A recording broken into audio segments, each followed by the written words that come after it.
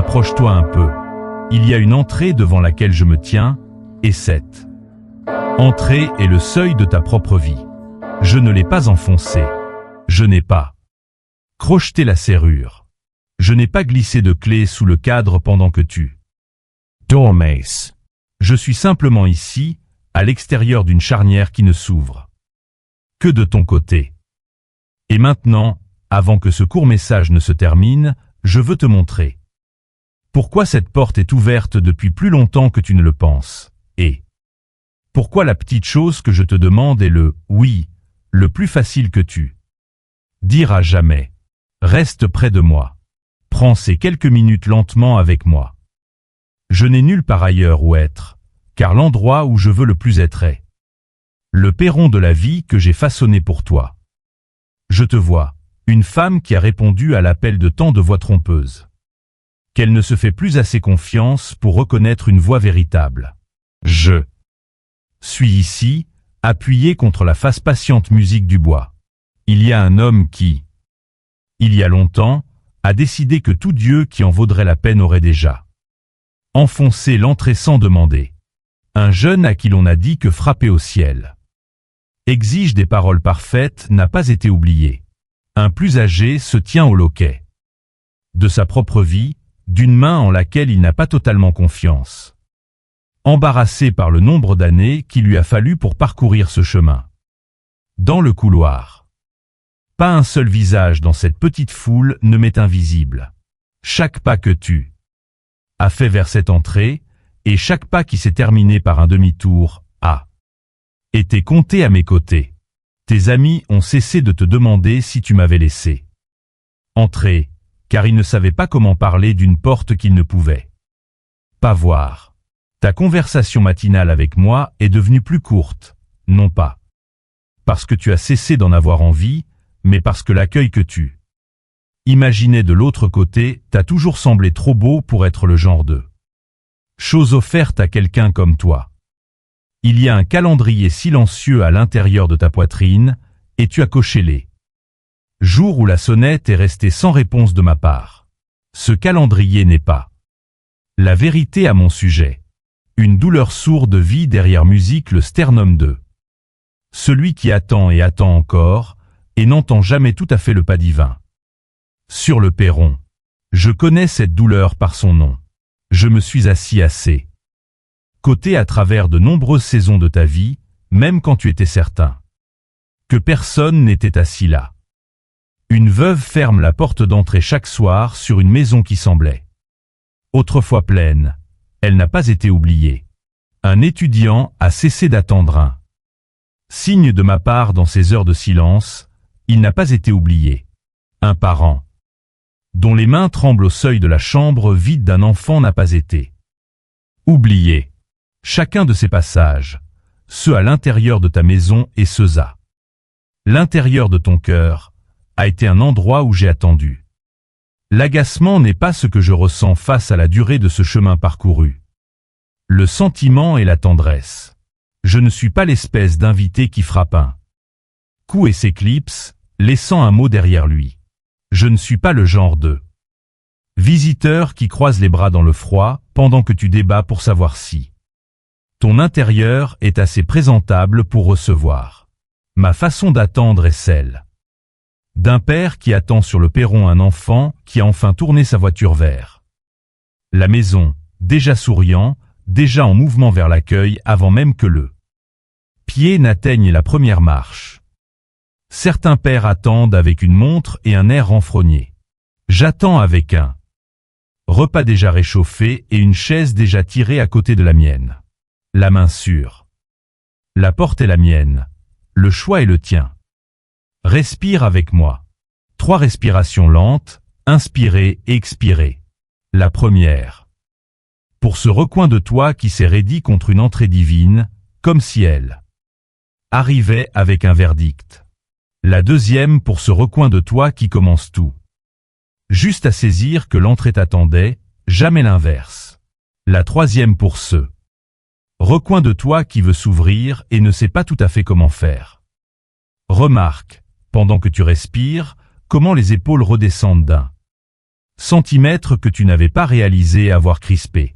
Remarque comment l'intérieur de ta cage thoracique se déploie autour d'une peur que tu retenais, sans lui donner de nom.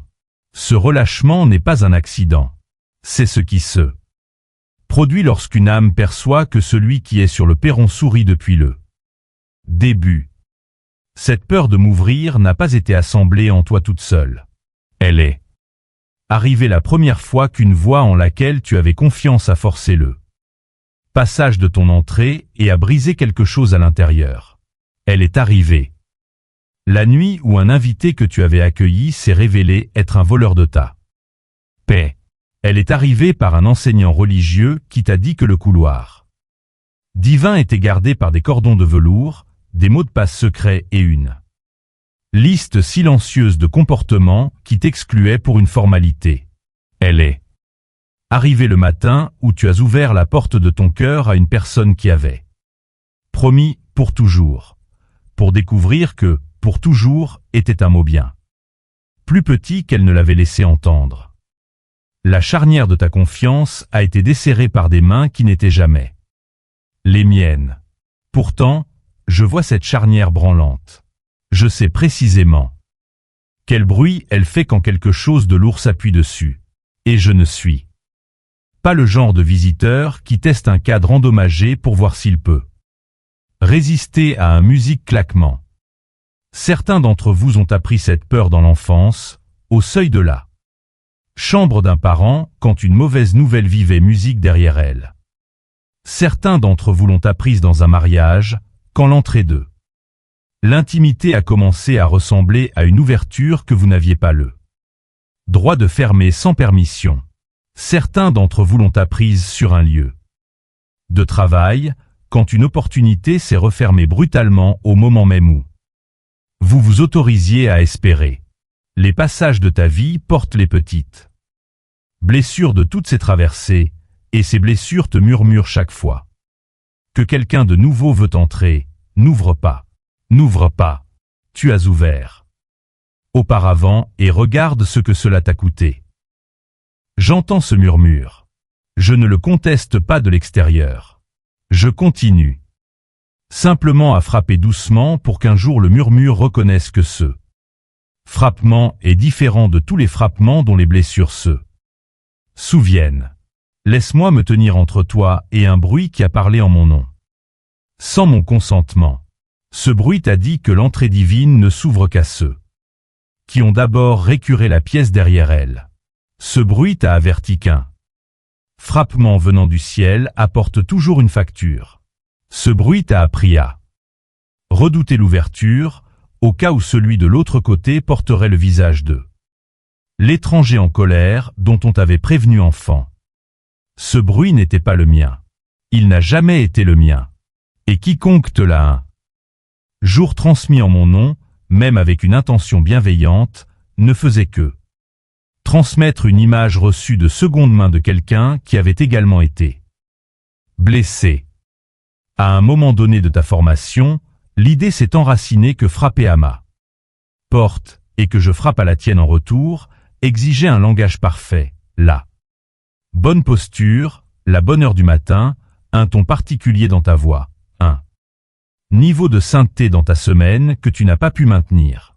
Quelqu'un t'a enseigné que je n'entre que dans les maisons où la vaisselle brille, où les enfants restent tranquilles, où le budget est équilibré, où le mariage chantonne, où la prière coule comme une chanson familière. Quelqu'un t'a enseigné que ma présence était un prix accordé à la version de toi qui avait déjà tout mis en ordre.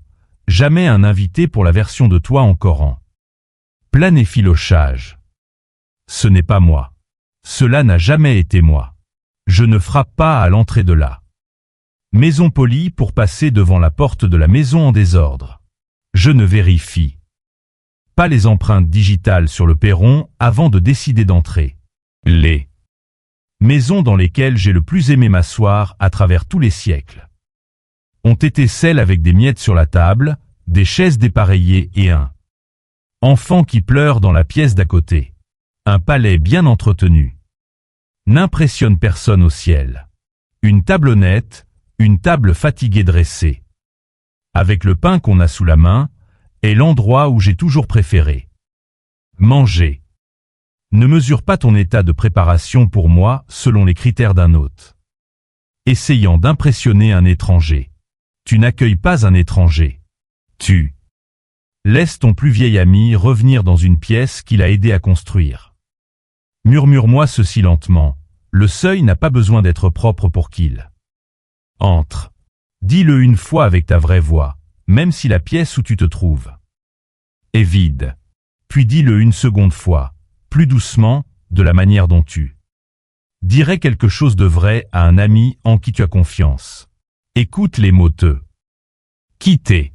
Remarque comment la pièce où tu es, la cuisine, la voiture, le lit, le banc, ne s'effondre pas sous ces paroles.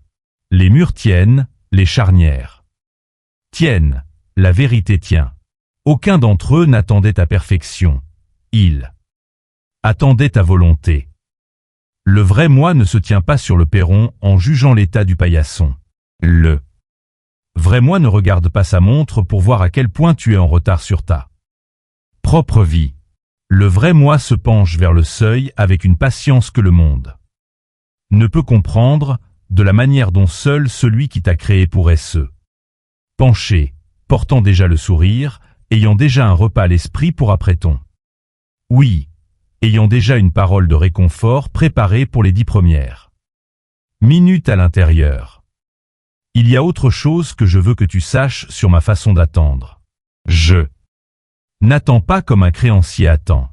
Je n'attends pas comme un juge attend.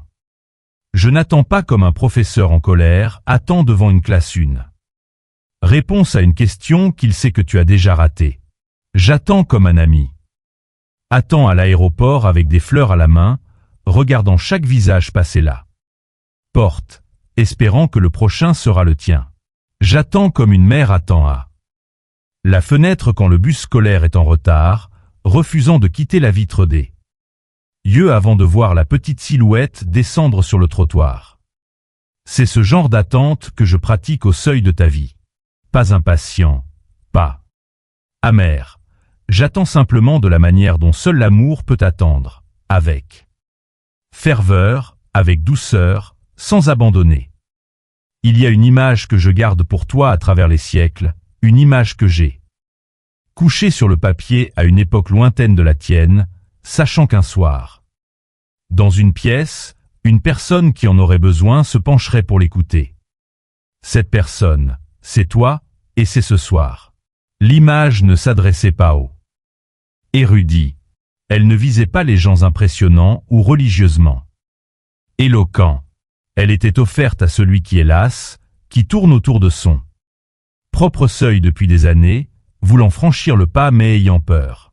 Elle était aussi offerte à celui qui est blessé, qui a un jour franchi le pas et n'a rien trouvé là où son espoir s'est étendu, et a décidé que le silence était là. Preuve que personne n'avait jamais été de l'autre côté. L'image est pour vous. 2. Écoute-la maintenant. Cette image était glissée dans une courte note que j'ai envoyée à une communauté dans une ville appelée Laodicée. Ils n'étaient pas scandaleux, ils étaient à l'aise. C'était une ville bâtie sur la laine, les onguents pour les yeux et une banque solide, un lieu stable dans une époque stable. Leur foi avait cessé d'être froide et avait cessé d'être bouillante. Elle était devenue quelque chose entre les deux. Assez tiède pour les empêcher de partir, assez fraîche pour les empêcher de s'éveiller. Ils étaient les gens que la plupart d'entre nous reconnaissent dans le miroir un mercredi ordinaire. Ma lettre pour eux était honnête sur la distraction dans laquelle il avait grandi, mais elle s'est terminée sur une image si tendre qu'elle a survécu au empire. Imagine les Laodicéens un instant. Pas des méchants, juste des gens occupés. Une ville où les rues étaient balayées, les marchés pleins, et où la foi était une chose que l'on mentionnait au souper sans que cela ne change le souper. Dans ce confort bourdonnant, j'ai envoyé une image unique qui ne s'annonçait pas par le tonnerre. L'image commençait par une main sur le bois. Je savais que leurs entrées n'étaient pas verrouillées. Elle était simplement délaissée. La charnière délaissée est son propre danger silencieux. Car, tant que le verrou reste non tourné, on cesse d'écouter le visiteur à l'extérieur. Peut-être lis-tu ceci et ne pleures-tu pas aujourd'hui. Peut-être es-tu celui qui est satisfait.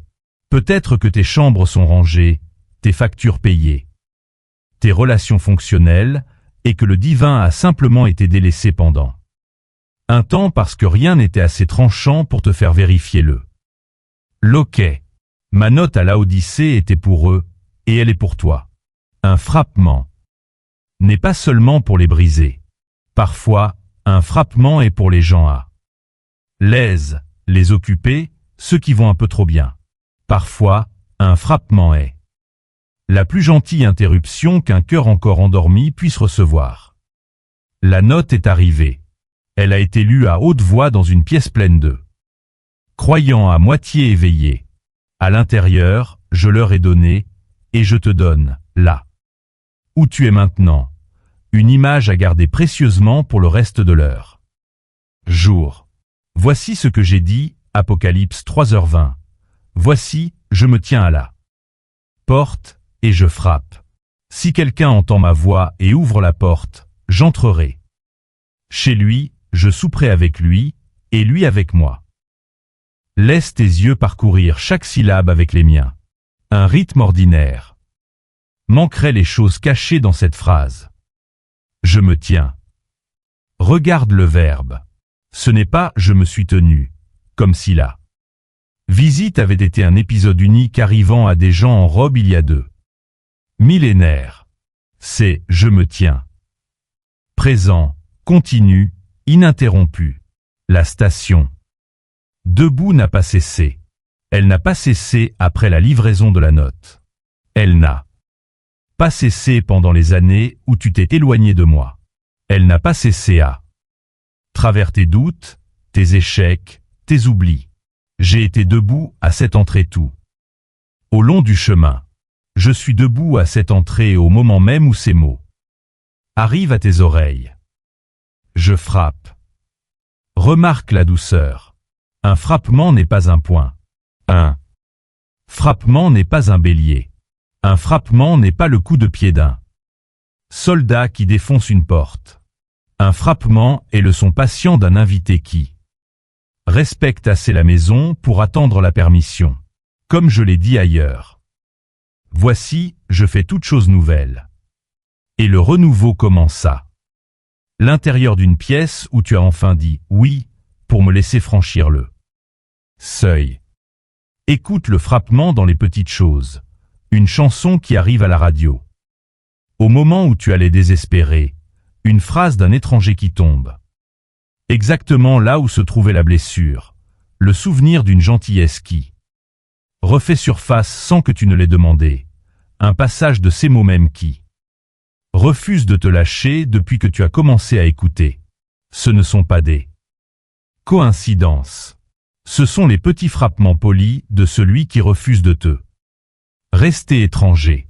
Si tu as entendu des frappements comme cela et que tu les as rejetés comme étant ton imagination, écoute-moi maintenant, c'était moi. C'est toujours moi. Les frappements sont ma façon de garder ma présence proche sans envahir ta liberté. Il y a aussi un frappement qui arrive dans le malheur. Non pas parce que j'envoie le malheur, je ne le fais pas, mais parce que le malheur a tendance à frapper le premier et que je reste juste derrière lui. Un diagnostic fend une chambre en toi qui avait été scellée par une vie bien remplie, et à travers cette fissure, ma voix est soudainement audible d'une manière qu'elle n'était pas auparavant. Un deuil fend une chambre en toi qui avait été bloquée par la certitude, et à travers cette fissure, tu te souviens d'un hymne que tu n'avais pas chanté depuis l'enfance. Un échec fend une chambre en toi qui avait été cadenassée par l'orgueil, et à travers cette fissure, tu entends la phrase là. Plus simple, je suis toujours ton père, tombant exactement là où se trouvait autrefois ta force. Le malheur n'est pas le frappement. Le malheur est ce qui rend le frappement enfin audible. J'aurais préféré une entrée plus facile, mais je n'en ai jamais gaspillé une difficile non plus. Si quelqu'un entend. Pas si les forts entendent. Pas si les dignes entendent. Pas si ceux qui ont tout compris entendent. Si quelqu'un. Ce mot est assez large pour inclure la version de toi qui écoute en ce moment même, au milieu de ta vraie vie, fatigué, croyant à moitié, portant des choses que tu n'as dites à personne. Quelqu'un signifie n'importe qui. Cela signifie toi. Et ouvre. Voici le petit mystère au centre de toute la phrase. Une porte s'ouvre de musique l'intérieur. Je ne l'enfoncerai pas. Je suis la porte des brebis, comme je l'ai dit par l'intermédiaire de Jean, mais l'entrée de ta propre vie est un passage que je respecte assez pour attendre devant. Non parce que ma puissance est petite, mais parce que mon amour est grand. Un amour qui défonce les portes n'est pas de l'amour, c'est de la conquête. Je ne suis pas venu pour conquérir ta vie, je suis venu pour la partager. J'entrerai chez lui. Relis ces mots. Pas, je lui rendrai une brève visite. Pas, je resterai dans l'entrée quelques minutes, puis je partirai. J'entrerai. Le créateur des étoiles propose en une phrase d'entrer dans la petite pièce de ta vraie vie. Une pièce avec le lit défait, une pièce avec les factures sur le comptoir, une pièce avec le secret que tu n'as dit à personne. Et d'y rester assez longtemps pour partager un repas. Cette proposition n'est pas mesurée. Elle n'est pas prudente. Elle n'est pas effrayée par ce qu'il pourrait trouver à l'intérieur. Et je souperai avec lui. Le repas est la partie la plus intime de tout le verset. Manger ensemble, dans le monde où la lettre a été écrite, était le signe d'une amitié totale. Ce n'était pas le début d'une relation, c'était la célébration d'une relation déjà établie. Je ne frappe pas à ton seuil pour entamer une transaction, je frappe pour célébrer une appartenance qui est déjà vraie. Tu étais mien avant même de le savoir. Un repas n'est que l'ouverture qui te permet d'expérimenter ce qui a toujours été le cas. Et lui avec moi. Remarque la réciprocité. Il n'est pas dit « je mangerai à » sa table pendant qu'il regarde. Il est dit « lui avec moi ». Nous mangeons. Ensemble. L'hôte et l'invité échangent leur place plus d'une fois au cours du dîner. J'apporte le pain de vie. Tu apportes ton moi réel, fatigué et honnête. Nous partageons ce que chacun de nous possède. C'est l'image la plus fidèle d'eux. L'amitié que le divin t'offre depuis avant même que tu n'aies un nom à appeler. Reviens un instant à la promesse que j'ai faite au début de ce court message.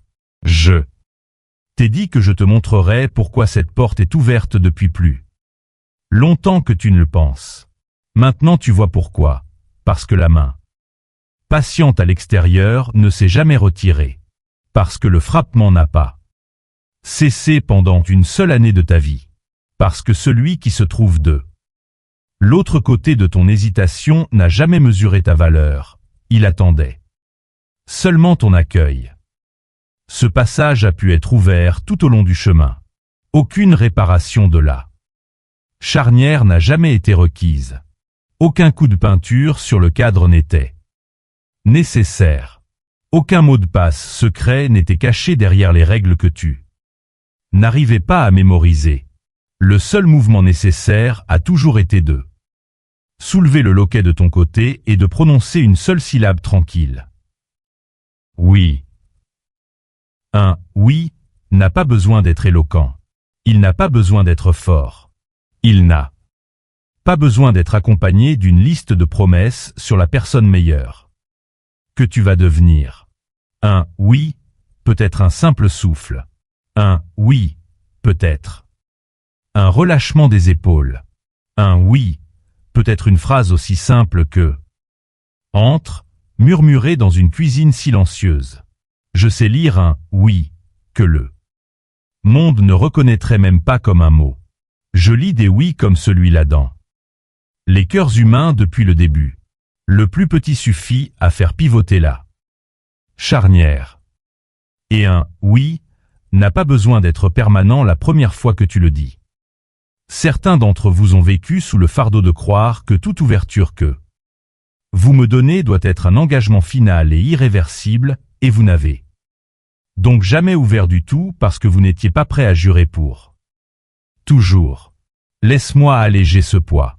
Ouvre l'entrée pour 1 minute, puis referme-la si tu le dois. Ouvre-la pour 1 heure demain, puis referme-la si tu le dois. Ma patience ne s'épuise pas au fil des multiples ouvertures.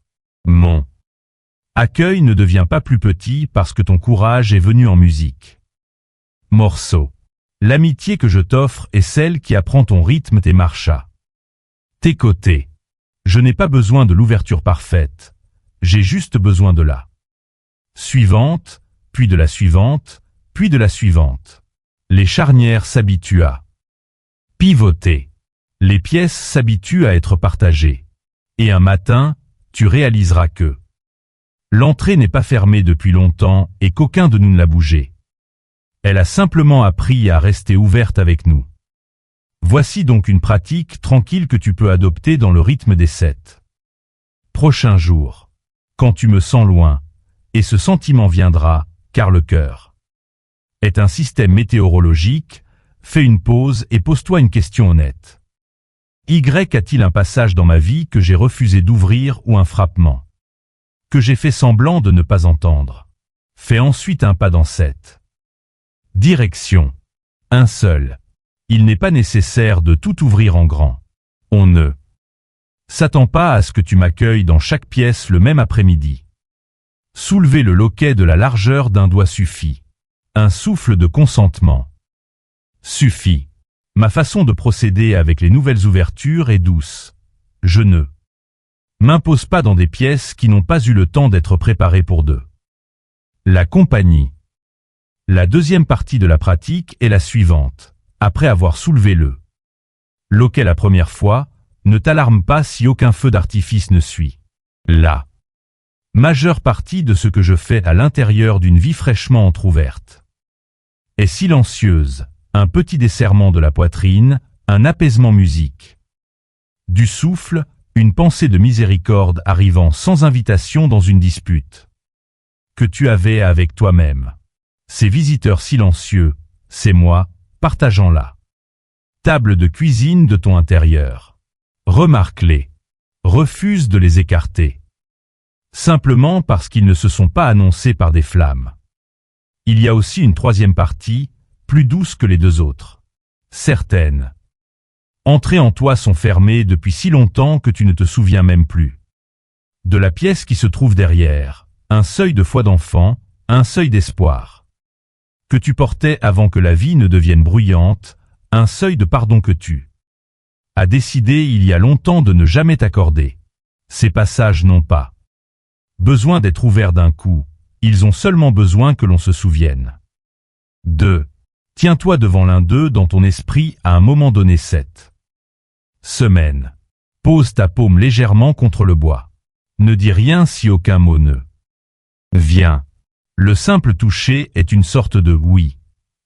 Je t'y retrouverai. J'ai attendu devant ce cadre pendant tout le temps où le reste de ta vie se déroulait. Et pour celui d'entre vous qui a déjà essayé et a été déçu, celui qui a un jour ouvert une entrée de sa vie pour moi et n'a rien senti arriver, qui a porté cette humiliation silencieuse comme la preuve que le frappement divin ne doit pas être réel, écoute-moi bien. J'étais là. La déception que tu as ressentie n'était pas l'absence de ma visite. C'était le fossé entre ce que tu espérais et ce que j'avais apporté. Tu espérais un sentiment, j'avais apporté une amitié. Tu espérais un signe, j'avais apporté ma présence. L'amitié et la présence sont plus lentes à reconnaître que les sentiments et les signes. Elles s'installent dans la pièce au fil des mois, parfois des années, comme un invité, qui déballe ses affaires lentement parce qu'il a l'intention de rester. Ouvra. Nouveau le seuil. Le même visiteur est là. Il n'est jamais parti. Il a seulement attendu que tu remarques que la pièce est discrètement différente depuis là. Première ouverture. Une dernière chose avant de clore ce court message. Ne t'attends pas à une transformation dès le premier essai. Le 10e essai peut également passer sans changement évident. Une porte du cœur gardée pendant de nombreuses saisons a besoin de nombreux essais pour reconnaître que la paume qui repose maintenant sur le loquet appartient à quelqu'un qui ne ressemble à personne de connu auparavant. Pourtant, vers le 30e essai, tu remarqueras que la chambre derrière le bois s'est réchauffée sans effort de ta part. Vers le 50e essai, tu réaliseras que le repas que tu pensais manger seul est secrètement un repas partagé depuis quelques semaines déjà. Vers le 100e essai, tu lèveras les yeux et tu comprendras que l'entrée n'est plus vraiment une entrée. C'est simplement une ouverture entre deux chambres qui étaient autrefois séparées. Ne le seront plus jamais. Entends donc ce mantra une fois de plus, de la manière dont un ami répète une chose vraie en partant. La main sur la porte est la mienne. Le choix est le tien. L'accueil de l'autre côté de ton oui est déjà préparé. Amen. Si quoi que ce soit ici s'est déposé dans une pièce cachée en toi, laisse le mot ouvert dans les commentaires ci-dessous, non pas comme un slogan, mais comme un oui doux pressé contre le seuil devant lequel tu hésitais. Épinglées juste au-dessus de cette vidéo, cette courte lettre sont déjà préparées pour toi, une par matin au cours de la semaine à venir, envoyée dans ta boîte de réception dès qu'un petit oui soulève le loquet. Reçois-les. Transmets cette vidéo à une personne qui se tient devant sa propre porte fermée. Appuie sur s'abonner pour que le prochain message atteigne ton fil d'actualité avant que le doute de demain n'arrive le premier. Cette traversée n'a jamais été destinée à être faite en solo.